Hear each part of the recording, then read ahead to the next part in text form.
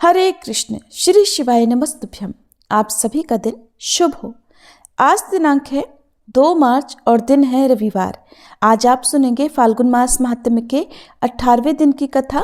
उससे पहले आज भी आपको भक्त चोखा मेला जी की एक बहुत ही सुंदर कथा सुनाते हैं। कुछ समय बीतने पर मंगलवेढ़ा गांव की सीमा पर सुरक्षा के लिए बहुत बड़ी दीवार बांधने का काम निकल आया।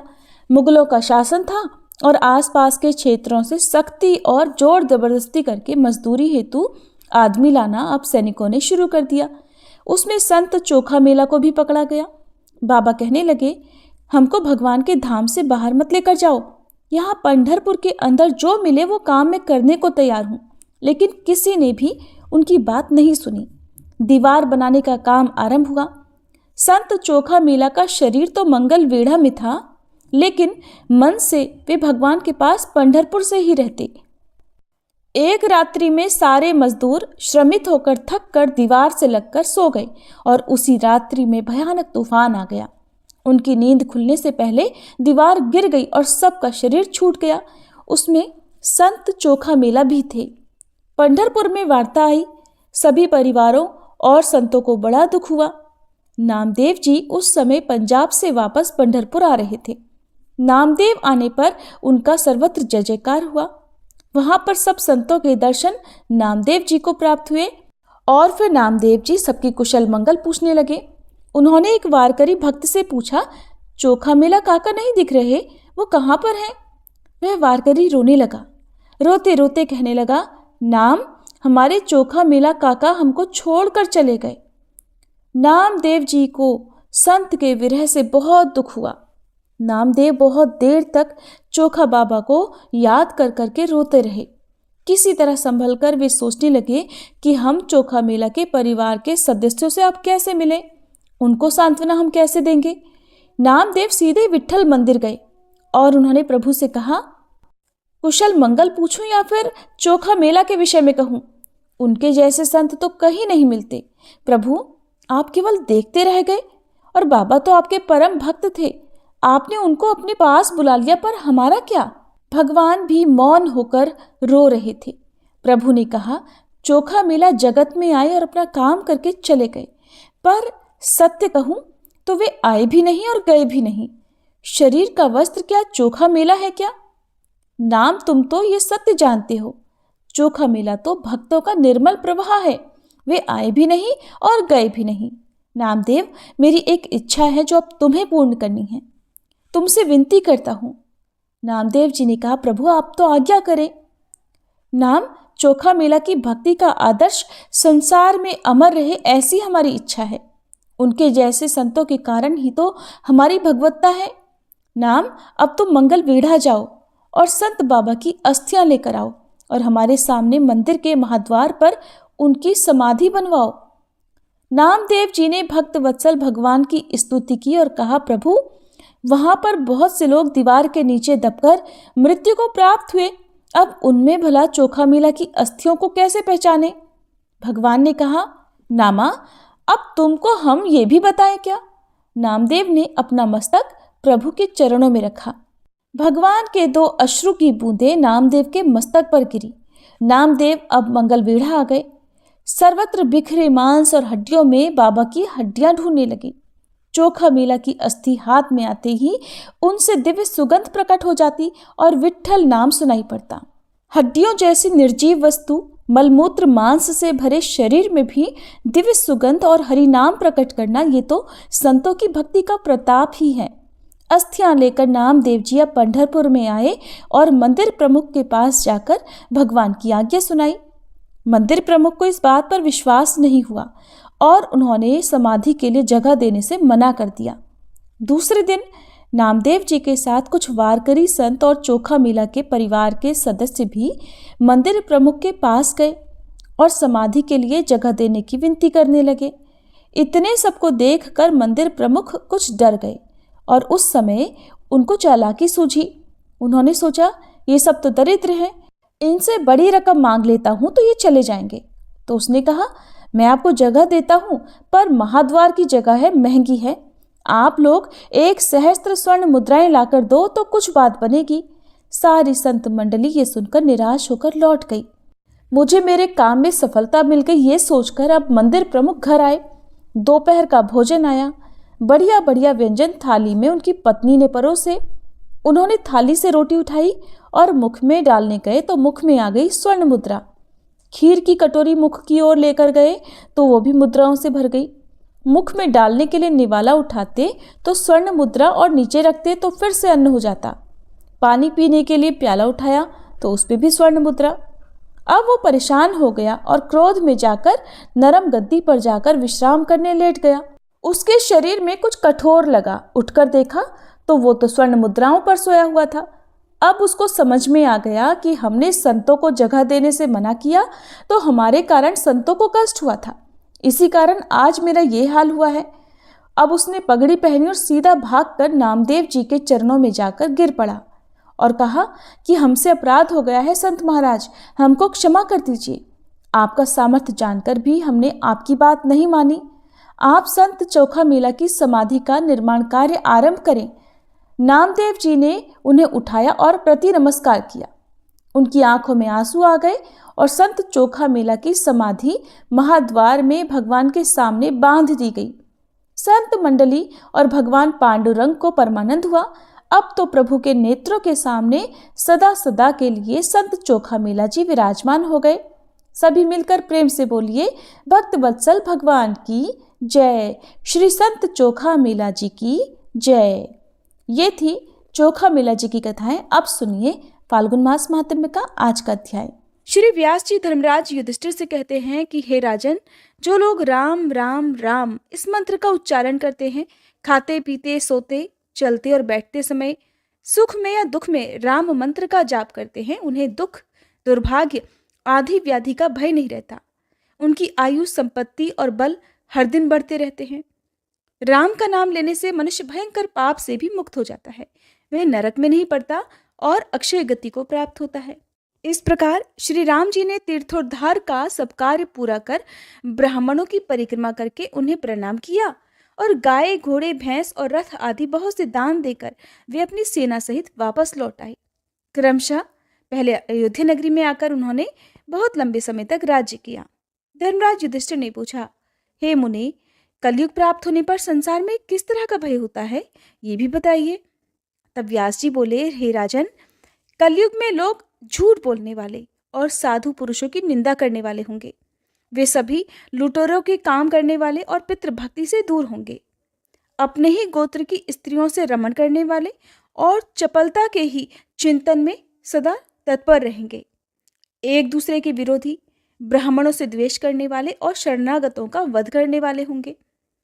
कलयुग आने पर ब्राह्मण वेदभ्रष्ट हो जाएगा। अहंकारी, वैश्योचित आचार, कृषि, गोरक्षा और वाणिज्य में लीन होने लगेगा और संध्या कर्म का लोप करने वाले होने लगेंगे। शांति कर्म में शूरता की डींग मारने वाले और भय प्राप्त होने पर अत्यंत दीन होंगे। श्राद्ध और तर्पण से लोग दूर रहेंगे। असुरों के समान आचरण वाले तथा विष्णु भक्ति से रहित होंगे। दूसरों के धन हड़पने की इच्छा वाले और सूदखोर होंगे। ब्राह्मण बिना नहाए भोजन कर लेंगे। क्षत्रिय युद्ध का नाम सुनकर दूर भागेंगे। कलयुग में सब लोग दुष्ट वृत्ति वाले और मलिन होंगे, मदिरा पिएंगे और जो यज्ञ के अधिकारी नहीं है ऐसे लोगों से भी यज्ञ करवाएंगे। स्त्रियां अपने पति से द्वेष करने वाली और पुत्र पिता से वैर रखने वाले होंगे। कलयुग के क्षुद्र मनुष्य भाई से शत्रुता रखेंगे, भाई ही भाई का दुश्मन होगा। ब्राह्मण धन इकट्ठा करने में संलग्न रहेंगे और गाय का दूध, दही और घी बेचा करेंगे। कलयुग में गौवें प्रायः दूध नहीं देती हैं, वृक्षों में कभी फल नहीं लगते हैं। लोग अपनी कन्याओं को बेचने वाले होंगे, विष और रस को बेचा करेंगे। कलयुग के ब्राह्मण वेद बेचने वाले होंगे। स्त्रियां 11 वर्ष की आयु में ही गर्भ धारण कर लेंगी। प्रायः लोग एकादशी के उपवास से रहित होंगे। तीर्थ सेवन में ब्राह्मणों की प्रवृत्ति नहीं होगी। ब्राह्मण अधिक खाने वाले और अधिक सोने वाले होंगे। सब लोग कुटिल वृत्ति से अपनी जीविका चलाने वाले और वेदों की निंदा में तत्पर रहेंगे। सन्यासियों की निंदा करेंगे और परस्पर एक दूसरे को छलने वाले होंगे। कलयुग में छुआछूत के दोष को नहीं मानेंगे। क्षत्रिय लोग राज्य से वंचित होंगे और म्लेच्छ राज्य करेंगे। प्रायः सभी विश्वासघाती, गुरुद्रोही, मित्रद्रोही और शिष्णोदर परायण होंगे। महाराज, कलयुग आने पर चारों वर्ण के लोग एक हो जाएंगे और ये मेरा वचन झूठा नहीं होगा। कलयुग आने पर सभी ब्राह्मण अपने स्थान से भ्रष्ट हो जाएंगे। वे बलवान पक्ष को ग्रहण करेंगे और पक्षपाती होंगे और वेद भ्रष्ट हो जाएंगे। प्राचीन काल में श्री ब्रह्मा, विष्णु और शिव आदि देवताओं ने धर्मारण्य तीर्थ को स्थापित किया था। सतयुग में इस तीर्थ का नाम धर्मारण्य, त्रेता में सत्य मंदिर, द्वापर में वेद भवन और कलयुग में मोहेरक हुआ। जो मनुष्य श्रद्धापूर्वक सब पापों का नाश करने वाले धर्मारण्य महात्म्य को सुनता है, वह मन, वाणी और शरीर से होने वाले त्रिविध पातक का नाश कर देता है। एक बार इसके सुनने या फिर कीर्तन करने से सब पापों का नाश हो जाता है। स्त्री हो या पुरुष, जो भी भक्तिपूर्वक इसे सुनता है वह कभी भी नरक का दर्शन नहीं करता है। ऐसा कहकर श्री व्यास जी वहां से चले गए और धर्मराज युधिष्ठिर ने उन्हें प्रणाम किया। श्री सूत जी कहने लगे, हे तपोधनो, एक समय महातेजस्वी मार्कंडे मुनि तीर्थ यात्रा का फल पाकर नर्मदा नदी के तट पर बैठे हुए थे। वहीं उनका दर्शन करने के लिए बहुत से ऋषि महर्षि आए हुए थे, जिनमें पुलत्स्य, वशिष्ठ, मरीचि, भरद्वाज, कश्यप, पराशर, कात्यायन मुनि, गौतम, शंख, लिखित, दक्ष, कात्यायन आदि थे। उसी समय तीर्थ यात्रा का फल सुनकर धर्मपुत्र युधिष्ठिर वेद वेत्ता और ज्ञानी ब्राह्मणों तथा अपनी प्रिया द्रौपदी के साथ नर्मदा तट पर मार्कंडे मुनि के आश्रम में आए। वहां पहुंचकर उन्होंने भाइयों सहित 3 बार मुनि की परिक्रमा की और उन्हें साष्टांग प्रणाम करके बैठ गए। राजा को बैठा देख महामुनि मार्कंडे बोले, राजन, भाइयों और ब्राह्मणों के साथ कुशल से तो हो ना?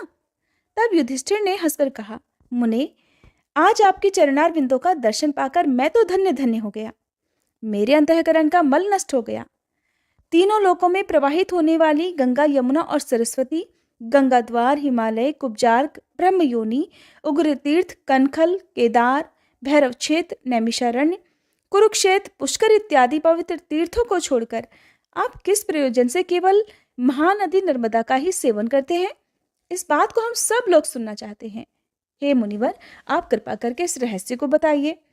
मार्कंडेय मुनि बोले, राजन, पूर्व काल की बात है। चंद्रवंश में पुरुरवा नाम से विख्यात एक चक्रवर्ती राजा हुए थे। वे स्वर्गलोक का शासन करने वाले इंद्र की तरह पूरी पृथ्वी का पालन करते थे। एक समय राजसभा में उन राजा ने बड़े बूढ़े ब्राह्मणों से पूछा कि हे ब्राह्मण देवताओं, पाप मोहित मनुष्य किस उपाय से यज्ञ आदि कर्मों के बिना ही स्वर्गलोक को प्राप्त हुए हैं और हो सकते हैं, ये बता दीजिए। तब ब्राह्मण कहने लगे कि महाराज, नर्मदा नदी संपूर्ण लोकों को पवित्र करने वाली है। वे संपूर्ण विश्व का पाप हरण करने में समर्थ हैं। उन्हें स्वर्गलोक से आप इस पृथ्वी पर उतारें। अपने मन को वश में रखने वाले उन ब्राह्मणों का ये वचन सुनकर राजा पुरुरवा ने कंद, मूल, फल, शाक और जल का आहार करके निर्मल अंतःकरण से महादेव जी की आराधना प्रारंभ कर दी। तब एक दिन महादेव जी ने प्रसन्न होकर कहा कि बेटा, वर मांगो, मैं तुम्हें तुम्हारी इच्छा के अनुसार वस्तु प्रदान करूंगा। तब पुरुरवा बोले कि महादेव, आप तो समस्त लोगों के हित के लिए बस नर्मदा नदी को पृथ्वी पर उतार दीजिए। आज लाख योजन का विशाल जम्बूद्वीप निराधार हो रहा है। न तो देवता तृप्त होते हैं, न पितर, और न मनुष्यों की ही तृप्ति हो रही है। सुनकर महादेव जी कहने लगे कि राजन, तुम तो बड़ी दुर्लभ वस्तु की याचना कर बैठे हो। ऐसा वर तो देवताओं के लिए भी दुर्लभ है। नर्मदा नदी को छोड़कर दूसरा जो कुछ भी वर मांगो मैं अवश्य दूंगा। पुरुरवा बोले, महादेव, मैं तो अब प्राण जाने पर भी दूसरा वर नहीं मांगूंगा। अगर आप मुझे दे सकते हैं तो बस मेरी यही इच्छा पूर्ण कर दीजिए। राजा का ये निश्चय जानकर तथा उग्र तपस्या द्वारा उनके किए हुए साधन को देखकर महादेव जी ने नर्मदा को आज्ञा दी कि हे सुरेश्वरी, तुम पृथ्वी पर उतरो और पुरुरवा की तपस्या के फल से मृत्युलोक के हित का साधन करो। नर्मदा ने कहा, महेश्वर, मैं बिना किसी आधार के स्वर्गलोक से पृथ्वी पर कैसे जाऊंगी? तब नर्मदा की बात सुनकर देवाधिदेव महादेव जी ने 8 पर्वतों को बुलाया और उन सब से पूछा कि तुम में से नर्मदा नदी को धारण करने में कौन समर्थ है? तब विंध्यागिरी पर्वत ने कहा, हे सुरेश्वर, आपकी कृपा से मेरा पुत्र नर्मदा को धारण करने में समर्थ है। उसका नाम पर्यंक है। जिसके बाद महादेव जी की आज्ञा मिलने पर पर्यंक ने कहा, हे महेश्वर, आपकी कृपा से मैं नर्मदा नदी को धारण करूंगा। फिर नर्मदा देवी पर्यंक गिरी के शिखर पर स्थित होकर उतरी। एक तो पूरी पृथ्वी पर पहले से अकाल था, अब नर्मदा नदी की अपार जलराशि जो बहुत तीव्रता के साथ पृथ्वी पर भ्रमण कर रही थी, उससे भयंकर प्रलय वहां पर मच गई। तब संपूर्ण देवताओं ने मेकल कन्या नर्मदा की स्तुति की और कहा, हे कल्याणी, तुम अपनी मर्यादा को धारण करो, किसी नियत सीमा में स्थित रहो और इस प्रकार विश्व के लिए हितकारिणी बनो, प्रलय मत मचाओ। देवताओं के इस प्रकार प्रार्थना करने पर महादेव जी की आज्ञा से नर्मदा देवी ने फिर से अपने रूप को संकुचित कर लिया। अब वे बिना कहीं कुछ भी नुकसान पहुंचाए आराम से बहने लगी। उस समय नर्मदा जी ने पुरुरवा से कहा, वत्स, तुम अपने हाथ से मेरे जल का स्पर्श करो। उनकी आज्ञा पाकर पुरुरवा ने उनके जल का स्पर्श और आचमन करके पितरों का तिल और नर्मदा जल से तर्पण किया। उस जल से तर्पण करने पर राजा के समस्त पितर उस परम पद को प्राप्त हो गए जो देवताओं के लिए भी दुर्लभ है। समस्त चराचर जगत सब ओर से पवित्र हो गया।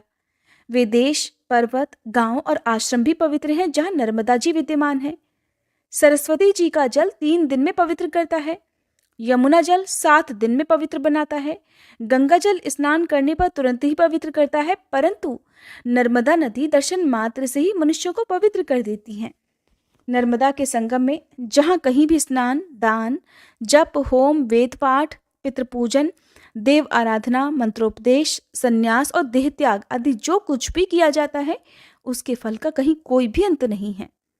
वैशाख, माघ या फिर कार्तिकी पूर्णिमा को विषुव योग में, संक्रांति के समय व्यतिपात और वैधृति योग में, अमावस्या में तिथि की हानि और वृद्धि के दिन, मनवादी, युगादि और कल्पादि तिथियों में, माता पिता के क्षययाह में, नर्मदा तटवर्ती ओंकार भृगु क्षेत्र और विशेषतः संगम में जो सहस्त्र, शत अथवा एक गोदान और संपूर्ण महादान करता है, तथा जो श्रेष्ठ मनुष्य नर्मदा में स्नान, दान, जप, होम और पूजन आदि करता है, वह अश्वमेध यज्ञ का फल प्राप्त करता है।